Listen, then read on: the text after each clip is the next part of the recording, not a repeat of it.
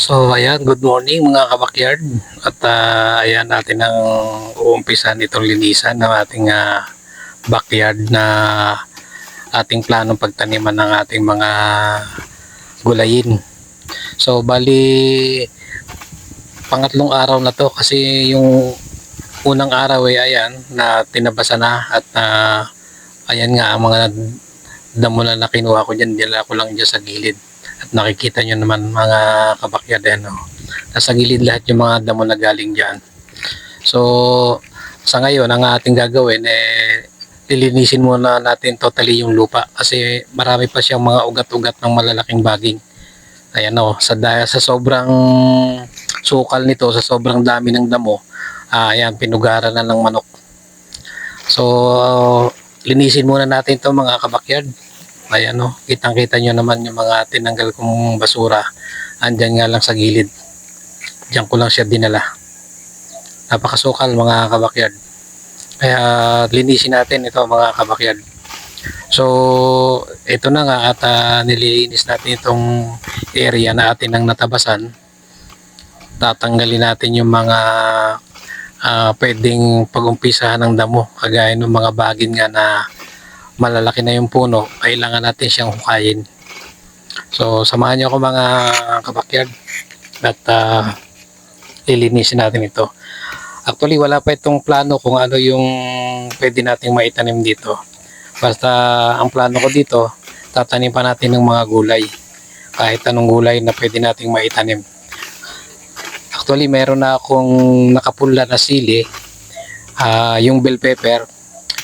Ilalagay natin yan dito sa mga gilid-gilid. Gagawin natin itong intercrop para hindi isang klase lang ng gulay ang nakatanim. Napagplanuhan ko itong mga bagay na to kasi naiinip ako sa bahay. Wala akong magawa. Simula nung umuwi ako galing abroad, kaya sa mga hindi nakakaalam, ako po ay nag-abroad na ng halos 23 taon. Kaya itong umuwi ako dito sa Pilipinas, wala naman ako ibang pwedeng paglibangan. Ayaw na akong pagtrabahuin ng aking asawa at ng aking mga anak. Kaya ito na lang ang pagtutuunan ko siguro ng pansin, ang magtanim-tanim ng gulay sa likod bahay. At isa na rin itong exercise para sa akin.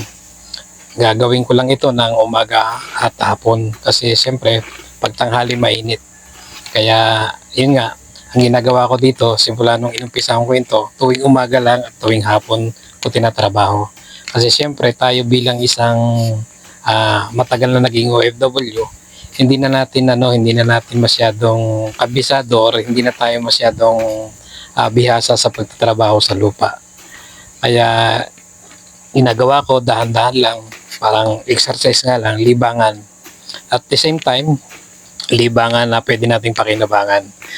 Kasi pag nakakapagpalago tayo dito ng halaman, nakapagtanim tayo ng mga gulay na pwede nating pakinabangan, meron tayong ma-harvest kung sakasakali na tayo ay makapagpalago. Kaya mas maganda ito mga kabakyard sa mga may bakanting lote or may mga bakante kayong lupa sa gilid ng inyong bahay, sa likod bahay. Umpisahan nyo magtanim kasi malaking pakinabang ito lalo na sa panahon ngayon na napakamahal ng bilihin, napakamahal ng gulay. Ayan, kung kayo makakapagtanim, makakapagpabunga kayo, makakapagpalago kayo ng mga halaman na pwede nating magamit o maging source ng gulay, malaking pakinabang yan sa inyo mga kabayan. Kaya lang tayo, tuloy lang natin to, atin lang gawin na libangan. At the same time, yun nga, pwedeng pagkakitaan din. Kung marami kayong halimbawang maitanim, pwede tayong kumita. Kung sobra-sobra sa konsumo natin sa araw-araw, pwede pa tayong magbenta.